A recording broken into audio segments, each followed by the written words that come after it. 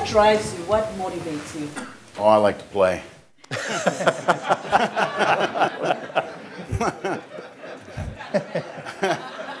I know. I grew up as a competitor. I mean, I'm a team sports player, competition. I like to win. I hate to lose.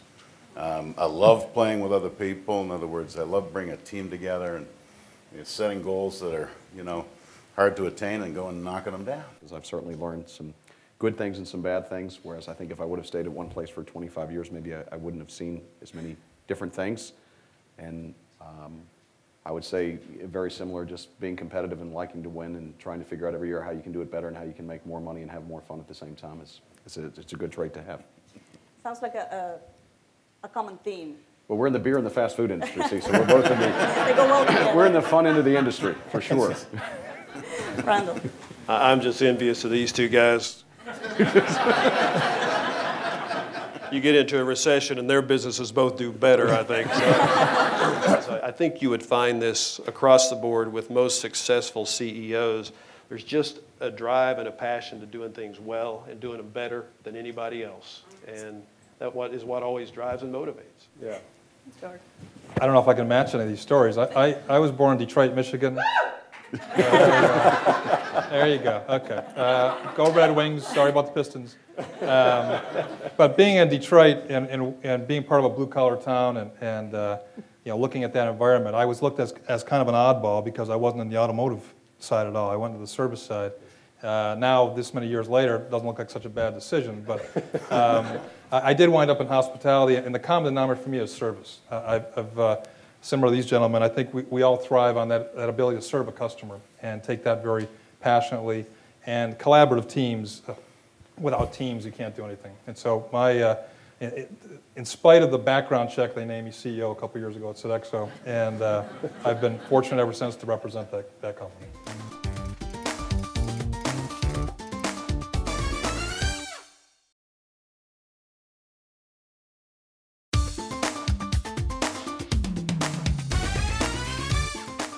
When you are making decisions, is fear ever a factor?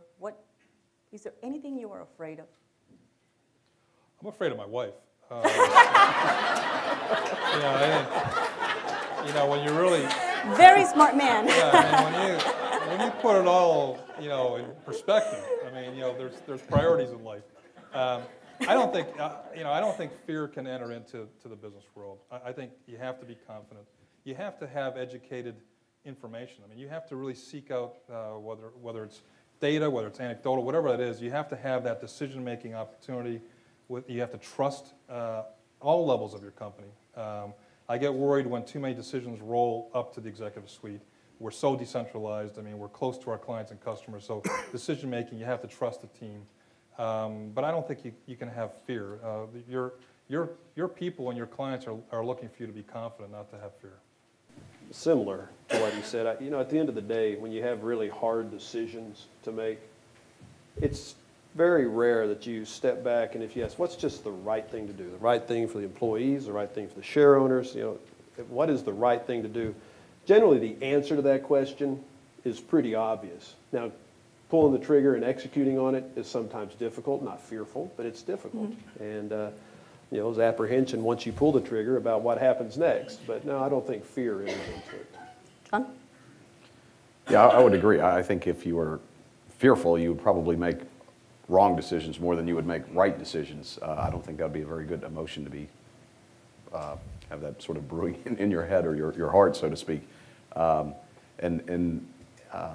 Like Randall said, I think a piece of it too is, when you do have tough decisions, I'd say 9 times out of 10 the answer is fairly obvious once you go do your homework. It's as much as, once you pull the trigger, the execution part, it's really explaining it to people, because it's amazing to me how people can literally look at an issue that seems crystal clear to one group, and yet another group can come at it from a completely different angle. So trying to get as many people aligned as possible to minimize the collateral damage is a big part of, I think, managing some of those tough ones. People have asked me, what do you lose sleep over? Which is a different way of looking at that same question. It's the change you bring in an organization and bring it in a way where people are engaged in the change. When fear sets in an organization goes into gridlock, right? And if people know why you're changing and internalize that and have a chance to voice their point of view on it, they'll move mountains. Even if those mountains create risks for their jobs, they'll go make it happen. It's always been a phenomenally impressive sort of trait of organizations to me. How do you go about doing that in these harsh financial times when you have to lay people off, where you have to just give your employees the bad news? How do you break that down, and how do you still keep them motivated? As long as you're upfront and you've walked them through it, I think a lot of times you assume people aren't maybe as bright, or they're not going to grasp the facts. But I find, the more facts you arm people with, they actually are fairly intelligent and do grasp generally the situation. So I'm just a big believer in, I guess, over-communicate and educate. But people don't want it done to them, right? So if you engage people in the business issue, I mean, we just merged two big companies, two big beer companies. And it was clear that there were huge overlaps in the organization. And I would say we lost almost nobody in the transition, which was remarkable. But the team did a great job of engaging the whole company in going through what we should look like, what the job should look like, what the selection process should look like. And it took, as much as we could, took fear out of the picture and got people engaged in the change. Perpetual, persistent, nonstop communication. And if you're going to set a course for your organization, your business, I don't care where you are, if you're going to set a course and you want people behind you, there has to be just a relentless communication. And we have a mentality in our company that communication has to communicate to people where they receive their information, and not everybody receives it the same way, the same types of information. And you got to be hitting texting, you got to be face-to-face with people, you got to be doing email, you got to be doing written to some folks, you even drop mail to people's homes. But you have to be relentless at communicating. Everyone has a different point of reference of how they want to be communicated to. What is, we may think we're communicating the way companies did 10 years ago. That's not enough today. So you really have to cover all bases and over-communicate, but communicate with the business case to the very front line versus just thinking that only 8 or 10 people in a boardroom truly understand it. The real people that understand it are your ambassadors in the front line.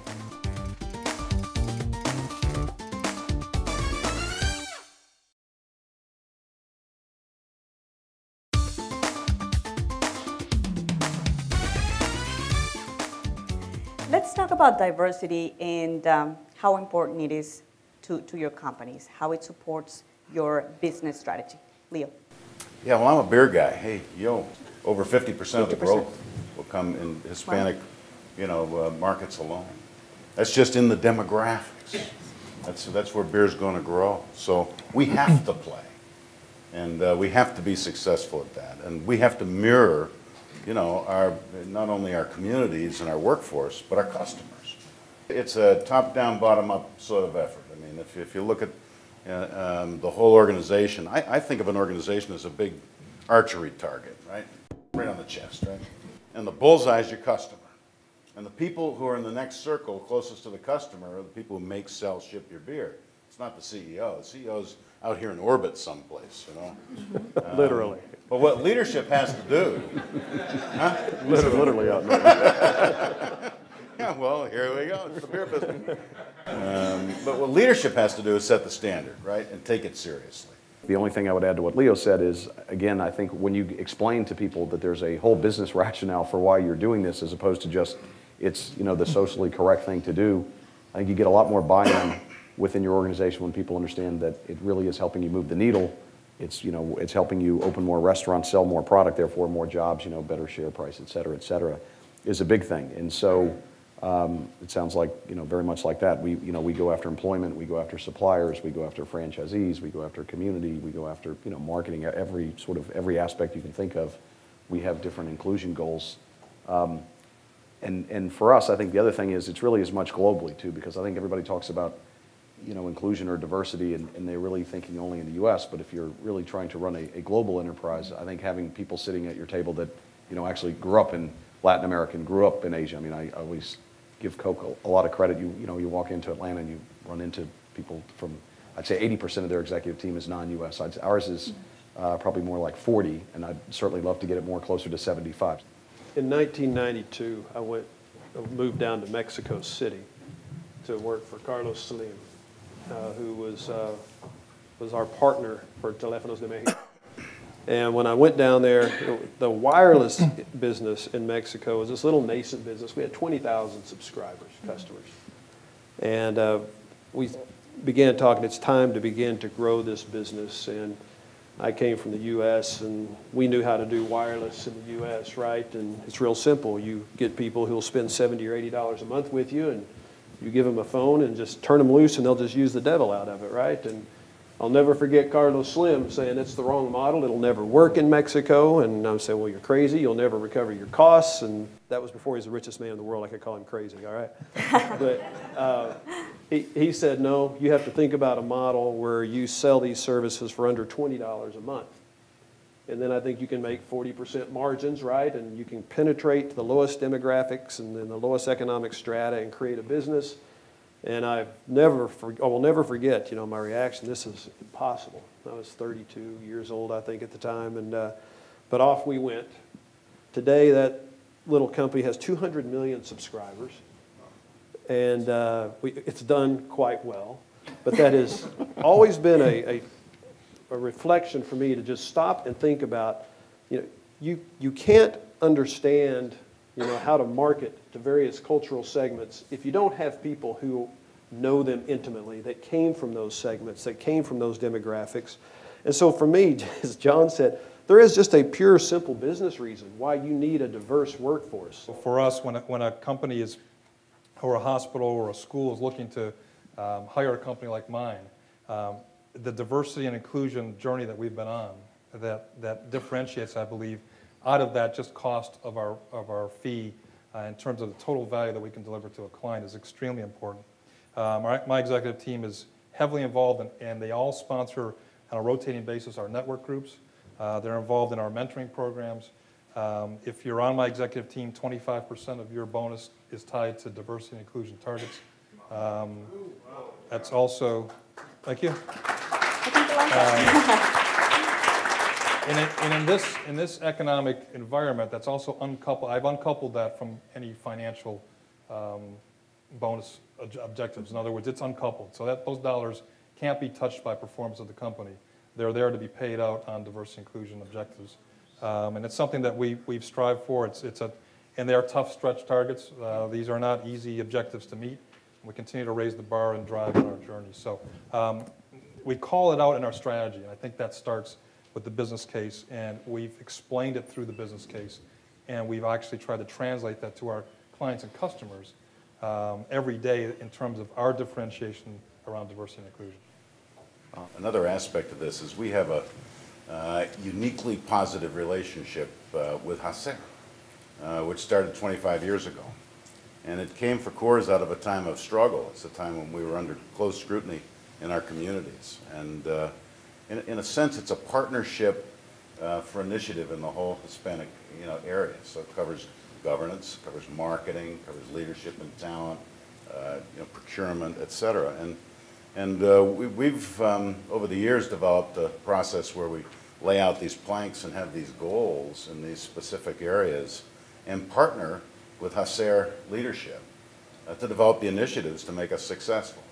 And certainly board governance has been one of those planks. But that started 25 years ago. John Ortiz, right, was here when we signed the first economic agreement. And today we inked a new one for Miller Coors next door, which is, to me, a wonderful sort of celebration of a partnership that's been very powerful.